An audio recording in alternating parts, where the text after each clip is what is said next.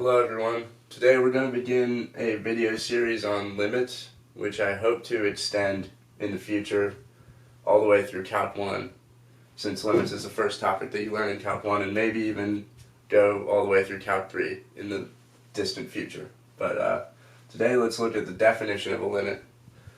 And I'm going to assume that you know what a function is and what a function does.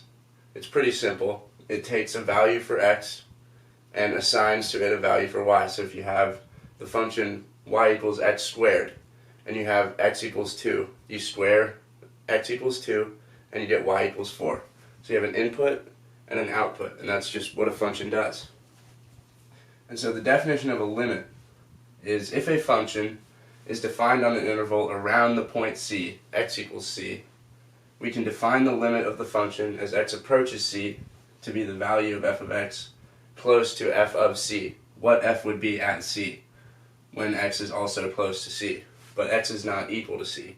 And that's the idea of a limit. It's as something gets closer and closer to something, what does it become, but never really reaching that point. So from these three graphs, we have three different points c on our x-axis and three different looking functions. So if we wanted to find the limit of the function for each one of these graphs, what would we look for?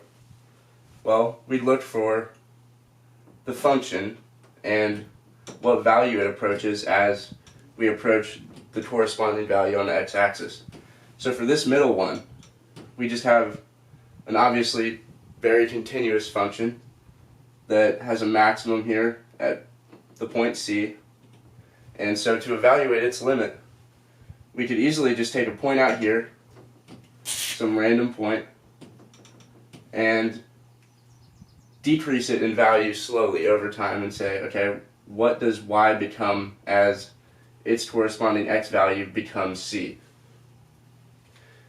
For less continuous functions, like this one has a hole at c, we could do the same thing because our value for x never actually gets to c. It only gets very, very close on either side. So we could take a left-hand limit, one from the left side, and say that, oh, well, it approaches the function as x approaches c, approaches some value here, L, and that's the limit. And if we approach it from the right-hand side, maybe we'd be decreasing in value slowly instead of increasing x values for our function. As we approach c from the right side, we approach the same value, so the limit there does exist. And for this function, it has a jump discontinuity at x equals c.